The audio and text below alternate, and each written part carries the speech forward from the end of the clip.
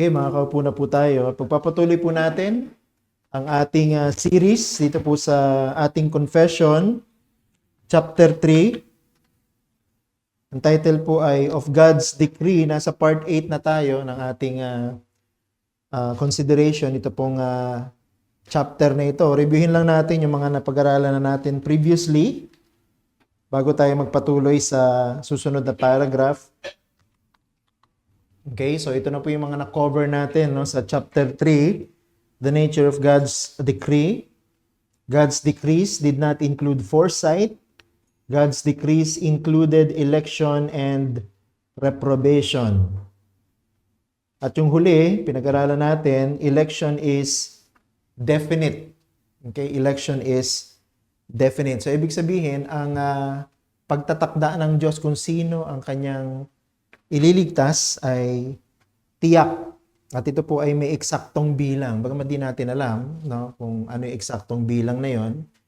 At dahilan yon na para hindi tayo mag-assume na meron talaga tayong nalalaman na eksaktong bilang, tulad ng sinasabi na iba na 144,000 na sinasabi sa Revelation, yun lamang ang eksaktong bilang ng mga pinili ng Diyos. Hindi natin pwedeng sabihin yon. Bukod sa katotohanan na marami sa Revelation ay symbolic. So ibig sabihin, hindi po sila lahat pwedeng ipaliwanag ng literal. At hindi rin tiyak ang bilang ng mga ito. Bagamat sinabi sa Revelation 7 na napakarami at hindi mabibilang, walang eksaktong number na pwede nating i-claim na yun yung eksaktong bilang ng mga ililigtas ng Panginoon. But it doesn't mean na hindi definite. Ibig sabihin, sa isip ng Diyos at sa kanyang plano, kilala niya na kung sino-sino yung kanyang mga ililigtas. At kilala niya rin naman kung sino yung mga hinayaan niya sa kanilang mga kasalanan upang sila ay mapahamak sa pangwalang hanggan. So under this topic, election is definite, meron tayong 4 na hinighlight. Ayan, election is personal and specific. So yung pagiging specific ay because God selected each and everyone personally. So, ibig sabihin, kilala ng Panginoon kung sino yung Christian. Dahil pinili niya siya o sila na maliligtas bago pa magsimula ang lahat ng bagay na nilikha. Secondly, election is immutable. So, dahil ang pagpili ay mula sa Diyos, hindi po magkakamali ang pagpili ng Diyos. So, tiyak, specific, personal, and unchangeable. Number 3, those whom God has elected has a fixed number. Okay, so that adds further explanation to the other 2 points. And then lastly, those whom God has elected will neither increase nor decrease. So walang nahuhulog sa mga iniligtas ng Panginoon. So yung pong mga paano yung mga natatanggal sa church dahil natitiwalag? Sinabi natin, those whom God has elected will neither increase nor decrease. Ibig mo sabihin, nagkamali ang Panginoon kaya siya natiwalag? Hindi. So, kaya po natiwalag sapagkat sa simula pa lang, di siya talaga totoong mananampalataya ng Panginoon. At marami naman ding pamamaraan para matiyak yung mga bagay na gano'n. Bagamat hindi ko kiniklaim na ang church ay immutable, ibig sabihin, ang church ay hindi nagkakamali. Pwede kasing deceive ang church Alam mo yan. Siyempre, paniniwalaan natin yung kanyang confession, paniniwalaan natin yung kanyang seeming fruit ng salvation, pero yung pala, deceiving. Later on, makikita natin yon when sin comes and there's no repentance whatsoever. Pero ang Diyos, hindi siya magkakamali. At ako naniniwala, tatanggalin ng Panginoon ang hindi Kanya, iiwanan yung Kanya. Ganun lang naman din sa Judgment Day. Ihiwalay ng Panginoon yung kambing sa mga tupa. Diba? So, magkakagulatan na lang talaga pagdating sa Judgment Day, sapagkat dun yung final na ide-declare ng Panginoon kung sino yung Kanya at i-expose ng Panginoon kung sino naman yung hindi sa Kanya. Okay, so magpapatuloy na po tayo, paragraph 5. Ayan. So, ito po yung tatalakayin natin ngayong hapon, paragraph 5. So babasahin ko po. Sundan nyo na lamang po ako dyan sa inyong screen, sa ating screen. Those of mankind that are predestinated to life, God, before the foundation of the world was laid, according to His eternal and immutable purpose, and the secret counsel and good pleasure of His will, hath chosen in Christ unto everlasting glory out of His mere free grace and love, without any other thing in the creature as a condition or cause moving Him thereunto. Okay, so ito pong paragraph na ito actually ay dinisign ng mga framers ng ating confession para ipaliwanag sa atin na ang kaligtasan ay libre. No? Ang kaligtasan ay walang bayad. No? Kaya ito yung pang-lima natin, no? Na point under our discussion of chapter 3, election is free. No? Pansinin po natin, yung pong mga framers ng ating confession ay mga sumulat ng ating confession, napakaingat po nilang isinama dito sa paragraph 5 ang kanilang paniniwala na mga tamang dahilan kung bakit walang puwang dapat ang kayabangan at ang pride sa puso ng mga naniniwala sa doctrine of election. Okay? So dito pinapaliwanag niya, walang sino man ang pwedeng magyabang, walang sino man ang pwedeng magmalaki kung talagang naniniwala siya sa doctrine of election. Why? Because election is free. Okay? Ibig sabihin, hindi ito pinaghirapan ng sino man. Hindi ito parang investment, no, na balang araw ay aanihin mo yung mga benepisyo ng iyong mga pinaghirapan. Hindi ganyan. Hindi ganyan ang ibig sabihin ng election o ang pagpili ng Diyos tungo sa kaligtasan. So several things ang gusto kong sabihin to explain this na nandun din naman sa paragraph 5 ng ating confession. Una, election is free because it is eternal and immutable. Sabi dun sa binasa natin kanina, those of mankind that are predestinated to life. So ang topic natin dito sa paragraph nito yung mga ligtas lamang, hindi kasama yung mga reprobate. Those of mankind that are predestinated to life, God, before the foundation of the world was laid, according to His eternal and immutable purpose. So definitely it's free. Bakit? Kasi kung makikita niyo po dyan, ang pagpili ng Diyos ay mula pa sa walang hanggan. Ibig sabihin, wala pang nag-i-exist na earth, wala pang nag-i-exist na tao. Wala pang human history, wala pang time, kasi God is beyond time. Ang time kasi ay para sa atin lang mga creature. Pero sa Diyos, wala siyang time, kaya nga hindi katulad ng time natin ang time ng Panginoon. So dito pa lamang makikita natin na walang contribution ng sinumang tao whatsoever para sa kanyang salvation. Okay? So two things ang gusto kong i-elaborate dito sa point number 1. Una, God made His decision to save sinners when nothing was created yet. Sabi, those whom God elected were predestinated according to His eternal purpose. Diba? So, ibig sabihin, wala pang creature, wala pang world, meron ng pinili ang Diyos. Kaya po nagkaroon ng mga naligtas na mga makasalanan sapagkat itinakda ng Diyos na maligtas sila. At ang pagtatakda ng Diyos na maligtas sila nangyari bago pa niya nilikha ang anumang bagay o ang sino man. Ephesians chapter 1 verse 4 from the NIV. Sabi diyan, for He chose us in Him before the creation of the world to be holy and blameless in His sight. Kaya ang hirap i-defend nung paniniwala ng marami na kaya iniligtas ng Diyos ang tao na ito sapagkat nakita ng Diyos na siya ay isang tao na magkakaroon ng pananampalataya o pipiliin niyang maniwala sa sinasabi ng Ebanghelyo. Kaya siya pinili ng Diyos. Kumbaga, para sa kanila, yung pagpili ng Diyos ay nakakondisyon dun sa positibong response ng tao na yon in the future. Pero hindi eh. Sabi niya, for He chose us in Him before the creation of the world. Wala pang tao, wala pa siyang nagagawa, wala pa siyang pwedeng ipagmalaki, wala pa siyang pwedeng i-contribute.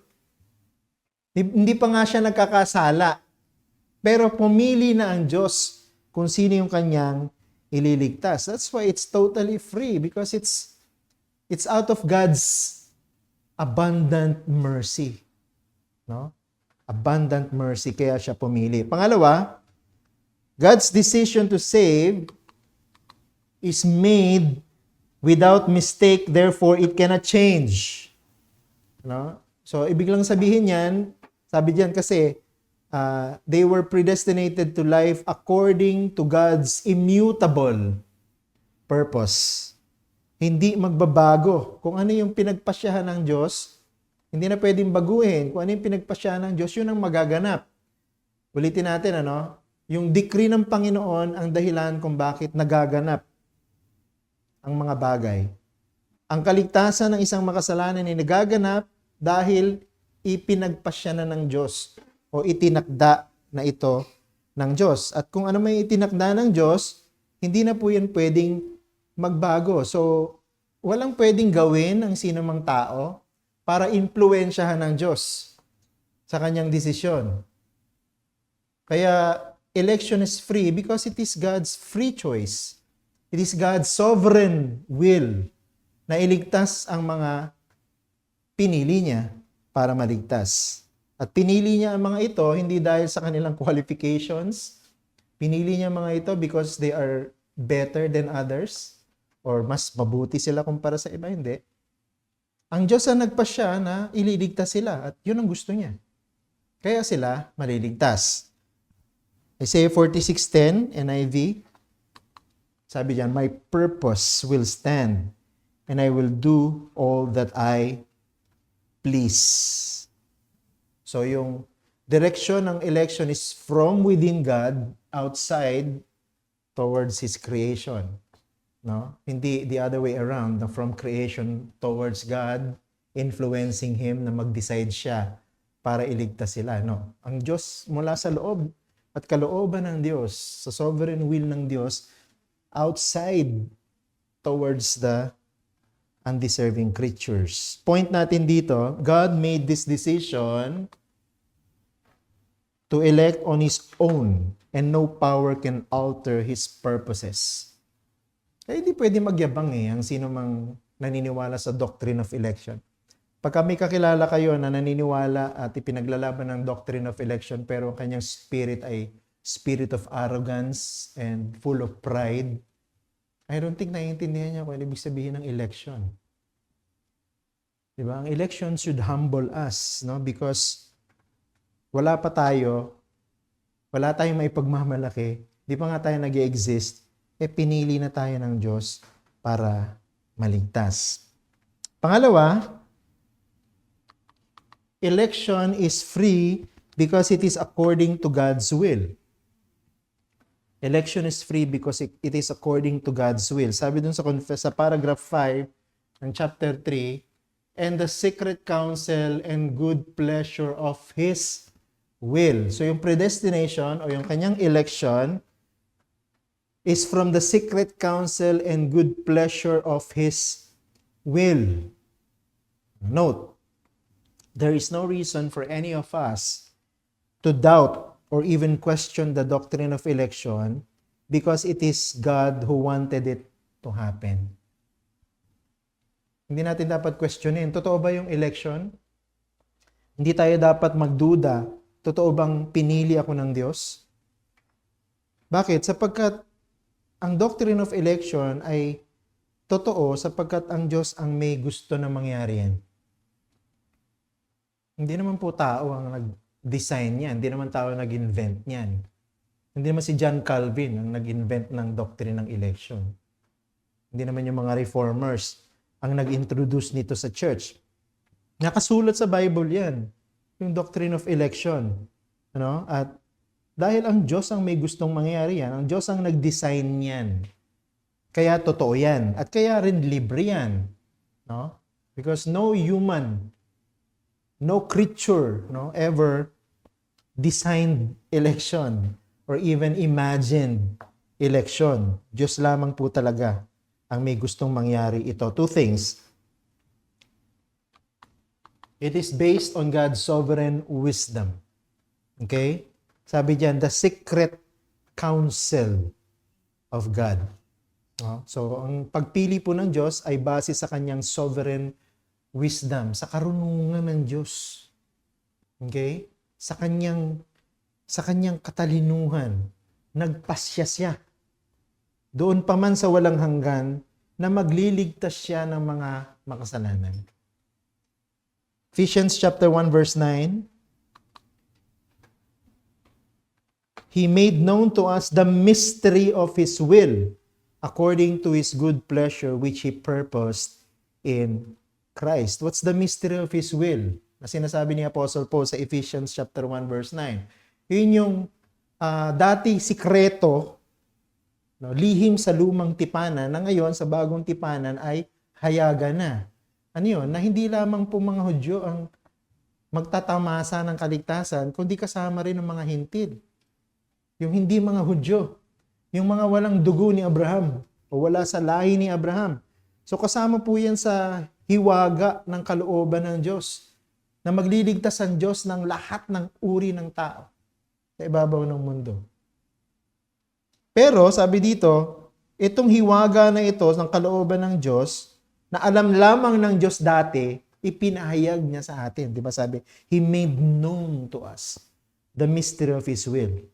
Kailan nangyari yan? Diba? Nung bumaba ang ating Panginoong Jesucristo, nagkatawang tao, doon mo makikita, di ba, na He was not only ministering to the Jews, but He was also ministering to all people.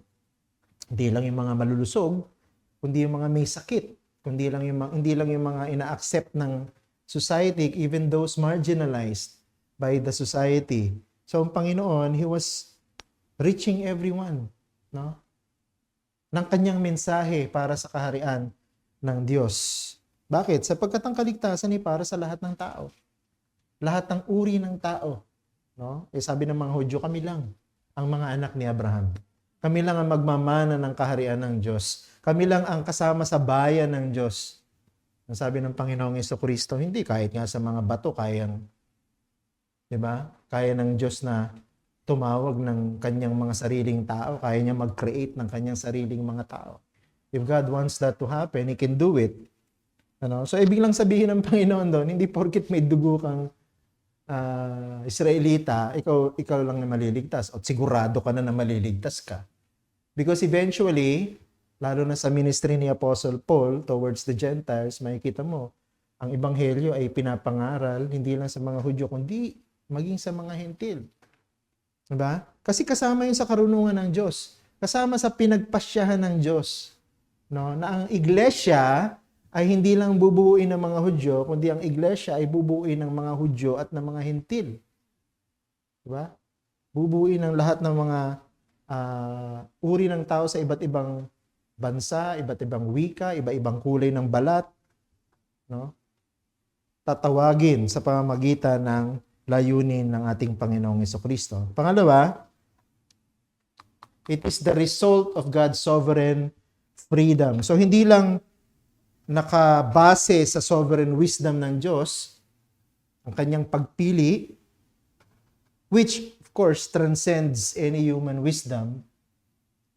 Di ba, minsan, naisip natin, siguro ito, maliligtas ito kasi mabuting tao ito. Hindi naman pala maliligtas. Tapos yung mga iniisip natin hindi maliligtas dahil masamang tao, sila ang nililigtas ng Diyos.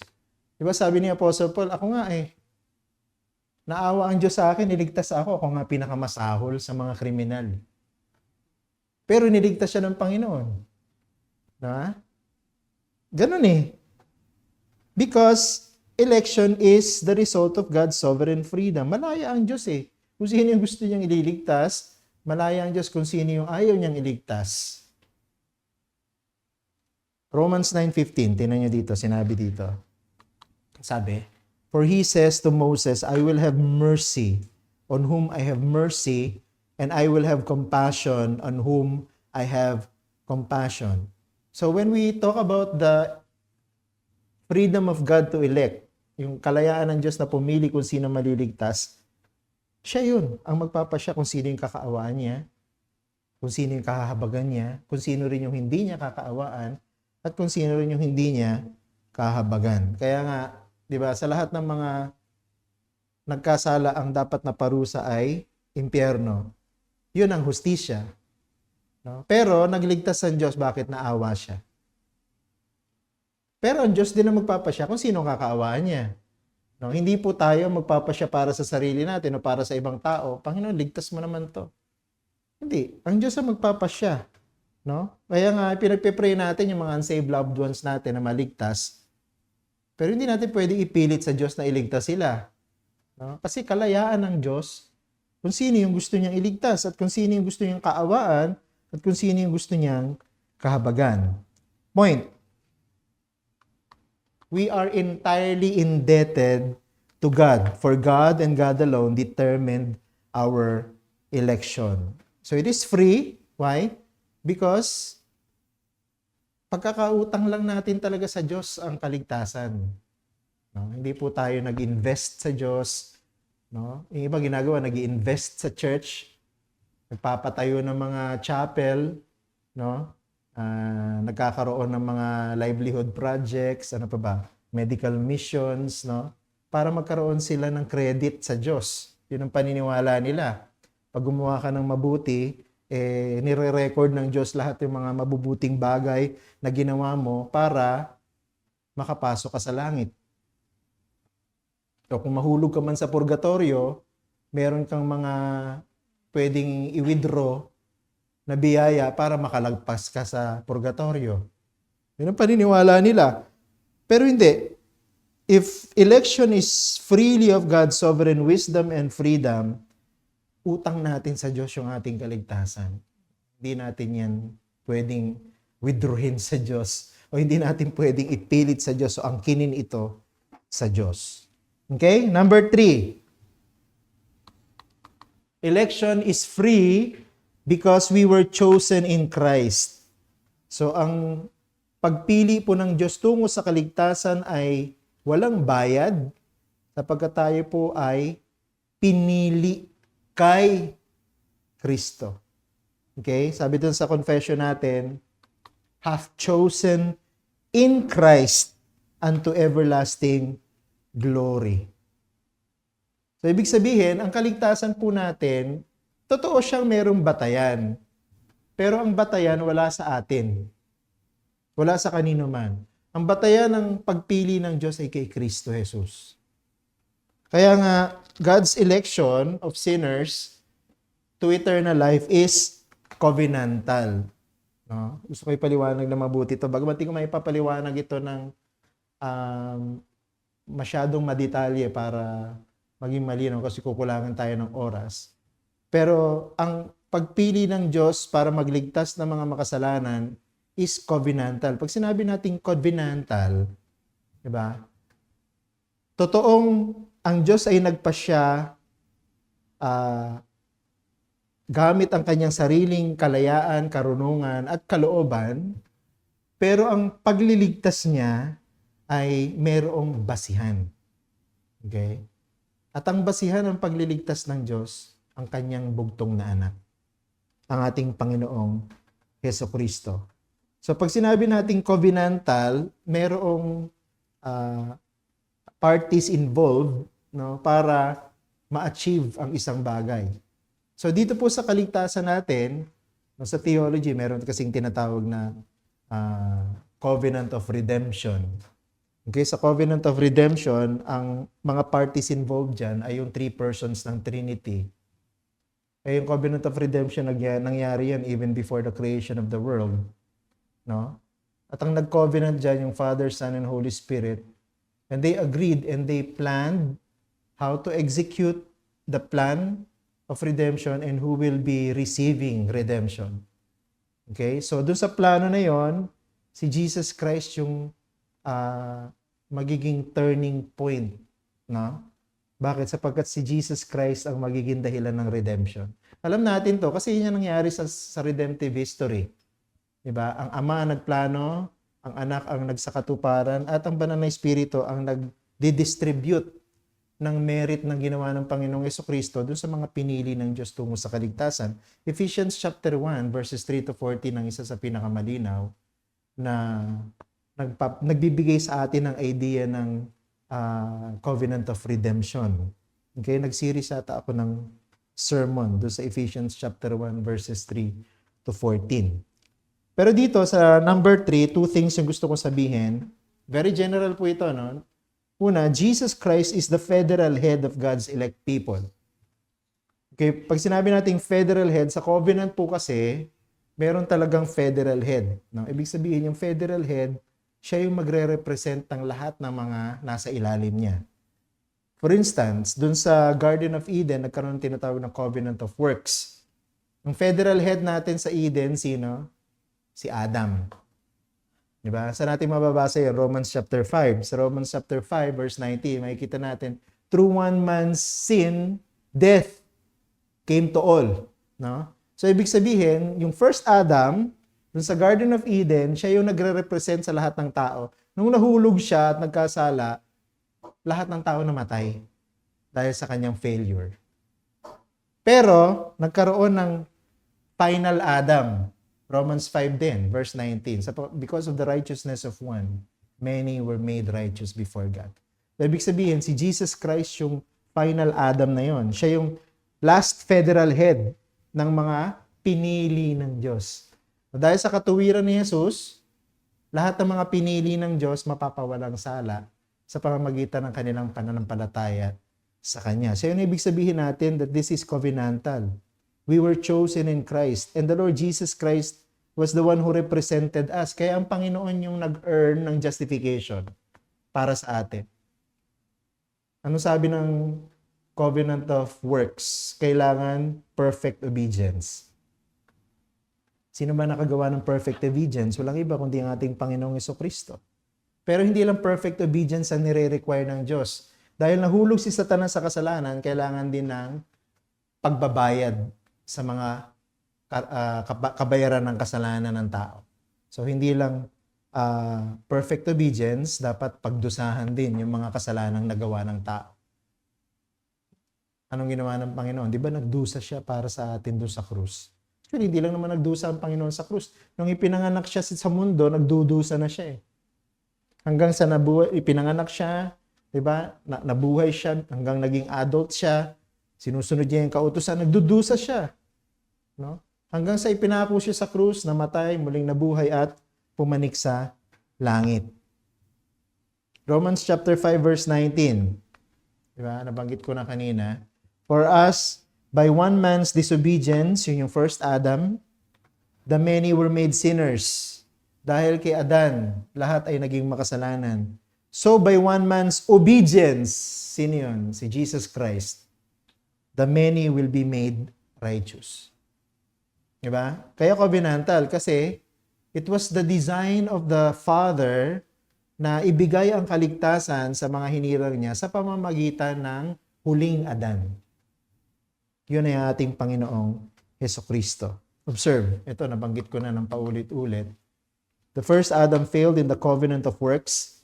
So the completion of the covenant of grace by the last Adam, si Jesus Christ, was needed to achieve justification for the elects. So yung covenant of grace, yun yung ibinigay ng Diyos na provision so that sinners can gain salvation or can receive salvation, no, sa pamamagitan ng kanyang huling representative head o huling federal head, at yun ay walang iba kundi ang ating Panginoong Jesucristo. Just imagine, tayo po'y maliligtas hindi talaga dahil sa ating effort. Tayo maliligtas because of the effort of someone else.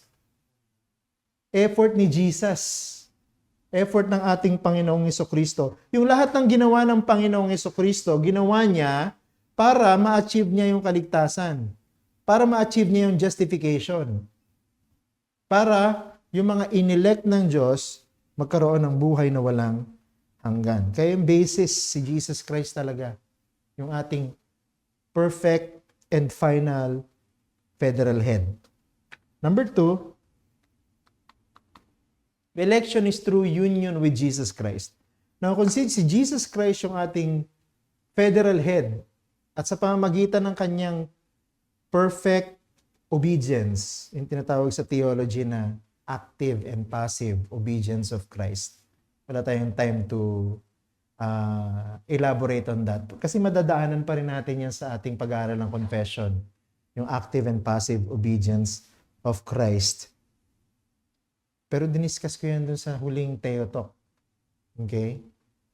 Yung active and passive obedience of Christ. Because of the perfect obedience ng Panginoon, perfect obedience, active, ibig sabihin, ito yung ginawa ng Panginoon na willful obedience to all of the commands of God at hindi siya nagkasala. Kaya siya naging perfect lamb and sacrifice. Yung passive obedience, ang ibig sabihin, ito yung ginawa ng Panginoon na pagbayad sa lahat ng mga kasalanan na ginawa ng tao doon sa krus. Binayaran niya ng kanyang sariling dugo. So both active and passive obedience of Christ comprises perfect obedience. At itong perfect obedience na ito ang basis ng salvation ng mga pinili ng Diyos. At paano mapapasa kanila ang kaligtasan? By union with Christ. Magiging kanila yung lahat ng ginawa ng Panginoong Jesucristo sa pamamagitan ng pananampalataya. Sinabi rin yan sa ating confession, no? Na ang Diyos, minabuti niya na magkaroon ng covenant of grace para sa pamamagitan ng covenant of grace ma-earn ang justification at ito'y mapa sa mga elect sa pamamagitan ng kanilang pananampalataya sa ating Panginoong Jesucristo. So kailangan magkaroon ng kaugnayan sa Panginoong Jesucristo ang isang hinirang para magkaroon siya ng buhay na walang hanggan, para magkaroon siya ng justification. At yun ang design ng Panginoon sa kanyang election. Na itong mga hinirang niya, yung mga pinili niya, will have union with Christ. Magkakaroon sila ng kaugnayan kay Kristo sa pamamagitan ng pagbibigay sa kanila ng kakayahang manampalataya. Sabi dun sa Romans chapter 5 verse 1, "Therefore, since we have been justified by faith, we have peace with God through our Lord Jesus Christ." So tinan mo, yung justification is by faith, but the basis of this all is our Lord Jesus Christ. So pananampalataya sa Panginoong Jesucristo ang instrumentality para mapasa atin ang lahat ng ginawa ng ating Panginoong Jesucristo o yung benepisyo ng ginawa ng ating Panginoong Jesucristo. And then Ephesians chapter 1 verse 7, "In Him we have redemption through His blood," or through the blood of Jesus Christ, "the forgiveness of our trespasses according to the riches of His grace." So yung katubusan natin, through the blood of Jesus. Okay, that's the basis why we are forgiven. Kaya po tayo pinapatawad ay dahil sa dugo ng ating Panginoong Jesucristo. No? Hindi dahil sa sinunod natin yung 10 utos o nagpakabuti tayo o tumulong tayo sa ating kapwa. No. Kaya tayo tinubos dahil sa ating Panginoong Jesucristo. Ang pagpili ng Diyos ay dahil sa kanyang anak. Ang point dito, we are beneficiaries of being the Father's eternal gift to His Son.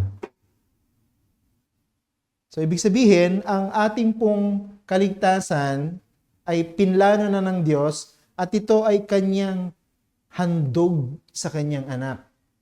Lahat ng mga hinirang, lahat ng mga maliligtas ay handog ng Ama sa kanyang anak. So the elects are the rewards of Christ in fulfilling the covenant of redemption. So dahil natupad ng Panginoon yung tipanan ng Trinity, na magliligtas sila ng mga makasalanan, pero bago maligtas ang mga makasalanan na to, kailangang paghirapan ng ating Panginoong Jesucristo, natupad ng Panginoon lahat ng requirements ng Trinity para maging available yung kaligtasan sa mga hinirang ng Diyos. At dahil nagtagumpay ang ating Panginoong Jesucristo, lahat ng mga hinirang na maliligtas ay pamana ng Ama sa Kanya. Ito po yung mga talata na nagpapatunay niya, no? Psalm 2, verses 7 to 8. Sabi diyan, I will tell of the decree the Lord said to me, you are my son, today I have begotten you. Ask of me, and I will make the nations your heritage, and the ends of the earth your possession. Sabi ng mga theonomist, ginagamit din nila itong passage na ito.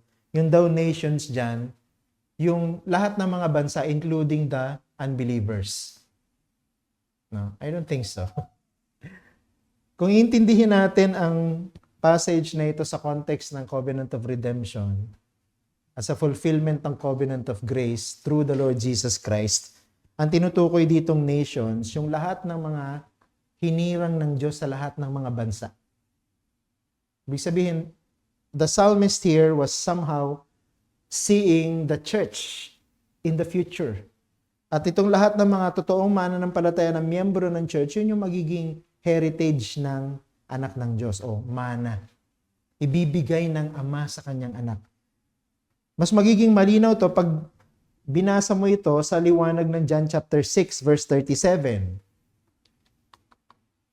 Sabi diyan, all that the Father gives me will come to me, and whoever comes to me, I will never cast out. So, ang Panginoong Jesucristo na nagsasalita diyan sa verse na yan. Sabi niya, ang sino man na ibinigay sa akin ng Ama, yung tinutukoy niya yung sinasabi sa Psalm 2:7-8, yung heritage from all the nations that the Father will give to the Son. Yun yung ibibigay sa Kanya. At lahat ng ibibigay sa Kanya, referring to all the elects, He will never cast out. Wala pong elect na lalapit sa Panginoong Jesucristo na tatanggihan niya. Wala pong elect na lalapit sa Panginoong Jesucristo, nagsisisi ng kanyang kasalanan, at nagbibigay ng kanyang buhay sa Panginoong Jesucristo ang itataboy niya. Tatanggapin ng Panginoong Jesucristo ang lahat ng ibinigay ng kanyang Ama sa kanya. So dito makikita natin, lahat ng mga hinirang ng Diyos para maligtas, tiyak na lalapit sa anak. At pag sila'y lumapit sa anak, hindi sila itataboy, ililigtas sila ng anak. Kaya ngayong evangelism natin, hindi siya hopeless activity, no, na parang sumusuntok tayo sa buwan. Hindi, pag nag-evangelize tayo, magliligtas ang Diyos. Di nga lang natin alam kung sino ililigtas. Pero tiyak na magliligtas siya. Bakit? Sapagkat ipinangako na ng Ama sa anak na ibibigay niya ang kanyang mga pinili sa kanya. So pag nangaral tayo ng gospel, at nilayo ng Panginoon na yung ebanghelyo yung papangaral natin ay mapapakinggan ng isa sa kanyang mga hinirang, yung hinirang na yon ay maboborn again. At pag na-born again siya, magkakaroon siya ng faith. Magkakaroon siya ng kakayahang manampalataya sa anak at bibigay niya ang buhay niya sa Panginoong Jesucristo. Magpapasakop siya sa kanyang pagiging Panginoon. Susuko siya kay Kristo bilang alipin at magiging hari niya ang Panginoong Jesucristo at siya'y maliligtas. Yun ang nagaganap sa kaligtasan ng isang hinirang. Diba? Kaya walang hinirang na suwail. Walang hinirang na masuwayin. Ang isang hinirang ng Diyos na ibinigay ng Ama sa kanyang anak, mananatili sa anak. At hindi niya itataboy. Pang-apat, election is free because it is out of God's grace and love. Ano sabi sa confession? Out of His mercy, out of His mere free grace and love. So yun po yung sinasabi sa ating confession sa paragraph 5. Note, the direction of election is from God to man and not the other way around. No?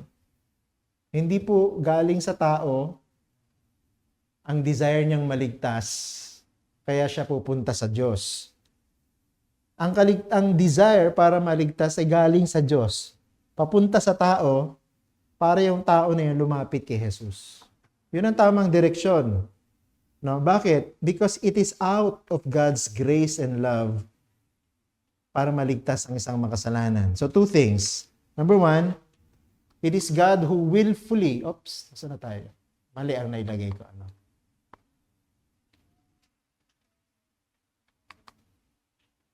Oh, mali. Yan. It is God who willfully chose those who will be saved. No? Sorry sa aking copy-paste. So it is God who willfully chose those who will be saved. Ang Diyos ang pumili at ang kanyang pagpili hindi sa pilitan. No? Kundi ang Diyos kusa niyang pinili ang mga ito upang sila'y maligtas. 2 Thessalonians 2:13. Yan. But we ought always to give thanks to God for you, brothers, beloved by the Lord, because God chose you as the first fruits to be saved through sanctification by the Spirit and belief in the truth. God chose you. Hindi we chose God, no? Kasi sinasabi ng iba, kailangan mong piliin ng Diyos, no? Para ikaw ay maligtas. No, kailangan mo na manampalataya sa Diyos para ikaw ay maligtas. Bagamat tama yung statement na yon, hindi nanggagaling sa tao ang direksyon papunta sa kaligtasan. Galing sa Diyos lagi. Ang Diyos ang pumipili kung sino yung maliligtas at kinikilos ng Diyos ang mga pinili na yon para sila'y manampalataya sa kanyang anak.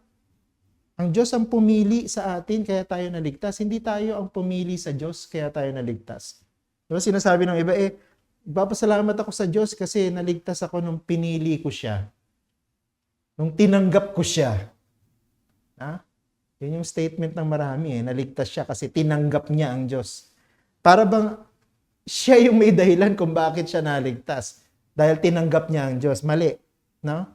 Dapat ang testimony, nagpapasalamat ako sapagkat tinanggap ako ng Diyos. Nagpapasalamat ako dahil pinili ako ng Diyos. Kaya ako naligtas. Ganun dapat. Diba? Pangalawa, those whom God has decided to save, receive this grace and love. So yung pong mga pinili ng Diyos, hindi lang sila basta pinili, kundi binigyan sila ng kakayahan. Tumanggap sila ng kanyang biyaya at pag-ibig, kaya sila naligtas. 2 Timothy 1:9.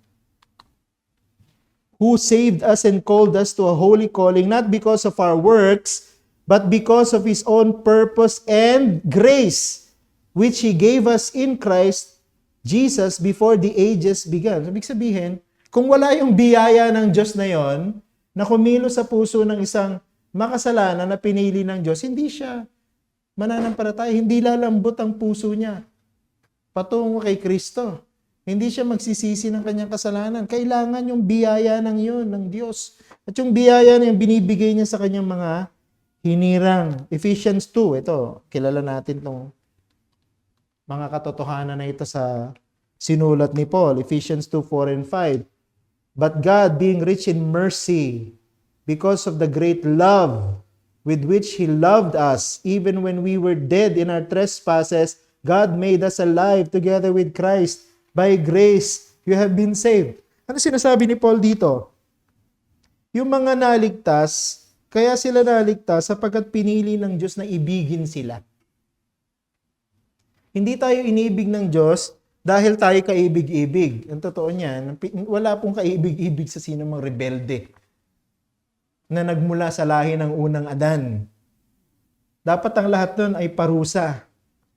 Pero dahil nga naawa ang Diyos, meron siyang mga pinili. At yung mga pinili na yon, bago pa man likay ng mundo, inibig na ng Diyos. Yung sinasabi ni Apostle Paul dyan. Inibig na tayo ng Diyos. At dahil sa pag-ibig sa atin ng Diyos, binuhay niya tayo. Made us alive together with Christ. Diba? Yung mga inibig ng Diyos, hinirang ng Diyos, binuhay ng Diyos. At dahil sila binuhay ng Diyos, sila ay nanampalataya sa ating Panginoong Jesucristo. Dapat ganun yung sequence. No, wala pong mananampalataya sa Panginoon na hindi binuhay muna ng Diyos. At wala pong bubuhay ng Diyos na hindi niya hinirang. No? Kaya po, naboborn again ang isang tao kasi hinirang siya ng Diyos o pinili ng Diyos at inibig siya ng Diyos at binuhay siya ng Diyos. So lahat galing sa Diyos. No? Wala sa atin. Sabi ng iba, kaya ako naligtas dahil nanampalataya ako sa Panginoong Jesucristo. Bagamat yung statement na yun ay hindi totally wrong, hindi rin siya totally correct. Bakit? Kasi pag pinilit mo na ang pananampalataya mo ang dahilan kaya ka naligtas, so ibig sabihin ikaw yung gumawa para maligtas ka. Sabi nga, hindi sa pamamagitan ng gawa ang iyong kaligtasan. Kaya sabi ni Paul, kahit yung pananampalataya, bigay lang ng Diyos sa iyo. So kaya tayo nagkaroon ng kakayahang manampalataya sapagkat binuhay tayo ng Diyos mula sa pagiging patay. Nung narinig natin yung gospel, naintindihan natin. At nung naintindihan natin yung gospel message, sinuko natin yung buhay natin sa Panginoon kasi naniwala tayo na siya lang ang pag-asa para maligtas tayo. At yung kakayahan natin na yun naman ng palataya, bigay din ng Diyos yun.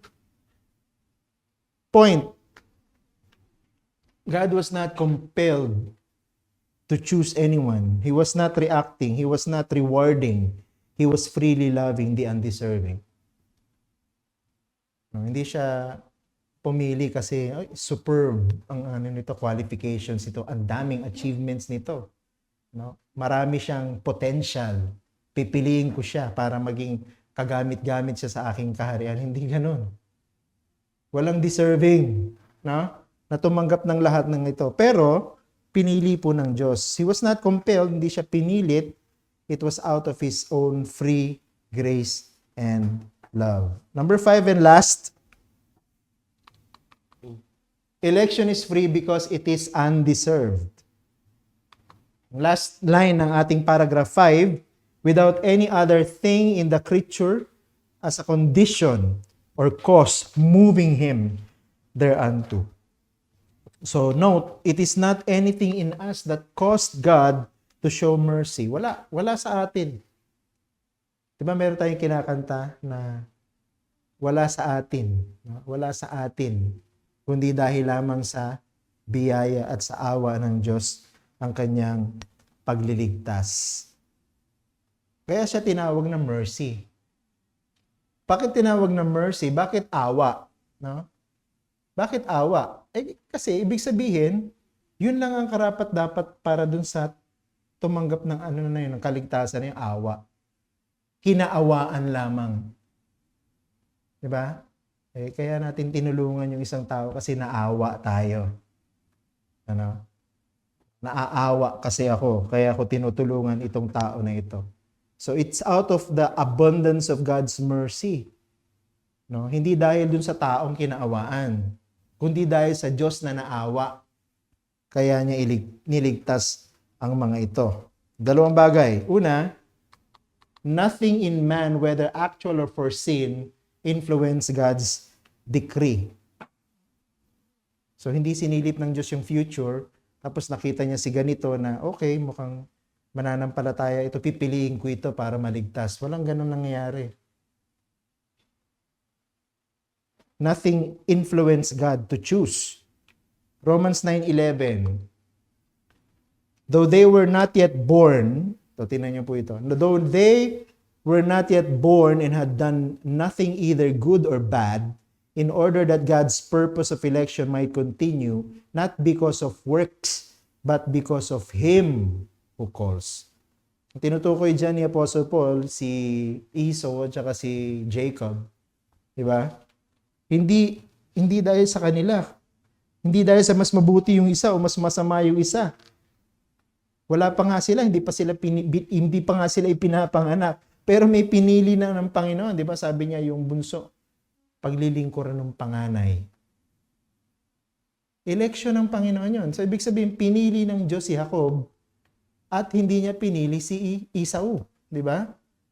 Pinili ng Diyos si Jacob, pero parehas pa silang hindi ipinapanganak niyan. Kaya hindi dahil sa gawa, kundi dahil sa kanya na tumawag. Yun yung election. Diba? Number 2, if God was moved by the creatures to choose, then election is no longer by grace. Kung yung tao ang dahilan kung bakit nagmagandang loob ang Diyos at pinili siya, edi hindi na biyaya yung kaligtasan. Anong tawag doon? Bayad. Diba? Bakit? Kasi pinaghirapan mo, kaya tinanggap mo. Pinagtrabahuhan mo. Kaya mo tinanggap. Romans 11:6. Ito sabi ni Apostle Paul. But if it is by grace, it is no longer on the basis of works. Otherwise, grace would no longer be grace. Ang sinasabi lang ni Paul dyan, kung pinagtrabahuhan ng isang tao na maligtas, hindi na biyaya ng Diyos yun. Kasi ang biyaya, binibigay sa mga hindi karapat-dapat. Kung binibigay ng Diyos ang kaligtasan sa mga karapat-dapat, hindi na biyaya. Diba? Pinaghirapan mo na eh. Pinagtrabahuhan mo na. Ang tawag po doon, bayad na. Binayaran ng Diyos yung hirap mo para ka maligtas. Ganun ba ibig natin sabihin? Hindi. Kaya siya biyaya kasi wala tayong magawa para maging karapat-dapat doon sa kaligtasan na yon. Pero binigay pa rin ng Diyos sa atin. Kaya tinan mo, pwede ba talagang magyabang ang isang nakakaanam ng doctrine of election? Hindi. No? Dapat sa'yo maging humble ka. Point. Election is not God responding to any good in man. Rather, it is God deciding to love and show mercy to the undeserving. Undeserving. Anong deserve nating tanggapin mula sa Diyos? Condemnation in hell. Yun ang deserving nating tanggapin. Bakit? Kasi rebels tayo. No? We are sinners. Pero, naawa ang Diyos. Kaya binigyan tayo ng kaligtasan na biyaya niya. Pumili siya mula dun sa mga dapat itapon sa impyerno para tumanggap ng kaligtasan. Yun yung pinaniniwalaan nating doctrine of election. Reflections. Dito tayo magtatapos. Una, election should humble us because it is purely traced back to God. We do not have any contribution at all in our salvation. Kaya nga siya biyaya. Hindi natin pinaghirapan. Wala tayong ambag.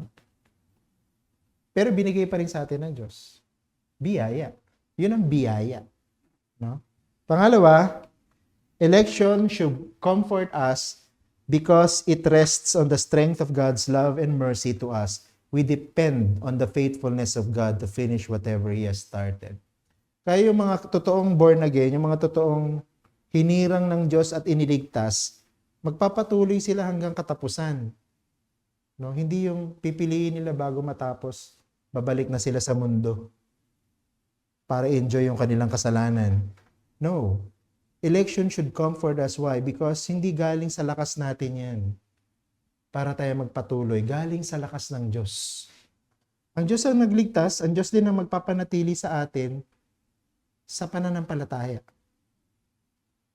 Kung ikaw hindi ka talaga ligtas, hindi ka magpapatuloy hanggang wakas. At yun ay isang bagay na hindi mo dapat ikakomportable.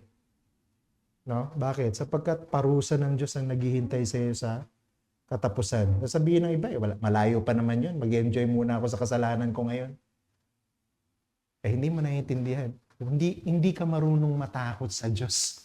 Pagka ganon. No? Hindi mo kilala ang Diyos. Pagka ganon. At siguro nga, makikilala mo na lang siya dun sa panahon na parurusahan ka niya. Pero huli na yun. Pag nakilala mo ang Diyos, ganito pala ang Diyos. Nakakatakot pala ang Diyos. Pag tinapon ka niya sa impyerno, ang mapapalit sa puso mo, galit sa Diyos na yun. Dahil mananatili kang kaaway ng Diyos magpasawalang hanggan. Okay? So, dito po natin tatapusin ang paragraph 5 ng ating confession. Tutuloy po natin yan, Lord willing, sa susunod pang paragraph. So, mahaba-haba pa yung chapter 3. Okay? So, kung makikita nyo, parang inuulit-ulit ng ating mga framers ng confession yung mga laman. Pero inuulit-ulit nila ito para ipaliwanag yung iba-ibang aspeto ng doktrina na pinag-uusapan natin, which is God's decree. Okay? Question po.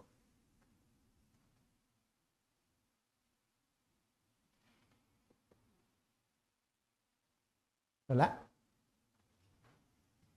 Anong tungkol dito sa topic na ito?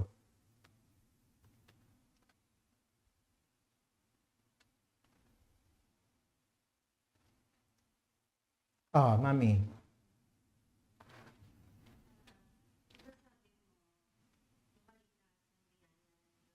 Mm.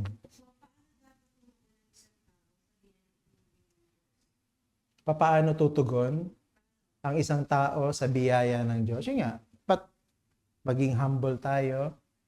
Diba? Of course, dapat maging thankful tayo.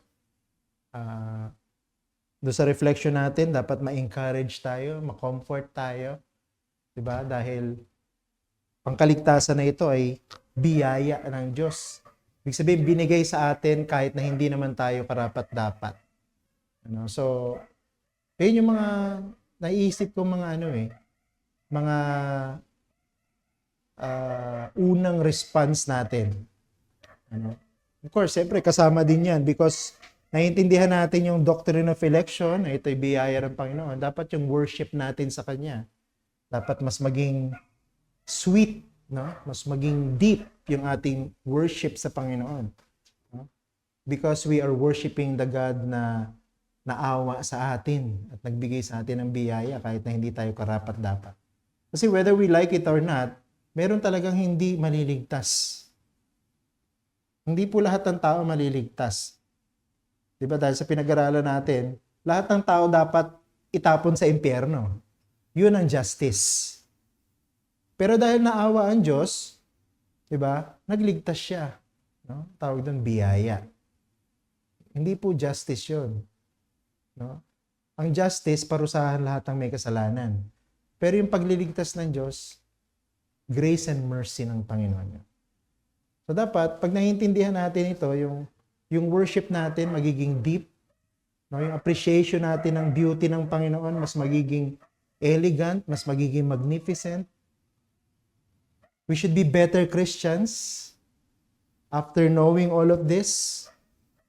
Mas magiging mabuti tayo, no, sa devotion natin sa salita ng Diyos, sa prayer, no, sa pag-attend sa pag-observe ng Lord's Day, sa pag-evangelize. So lahat ng duty ng isang Christian at duty ng isang church na dapat mas nag-i-improve pagka naintindihan natin yung ginawa ng Diyos para maligtas tayo.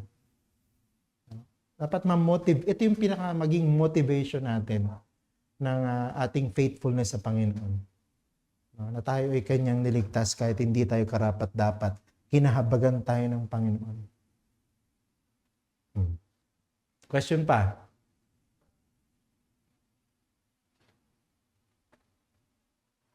Ako na lang tatawag? Yung mga magtatanong?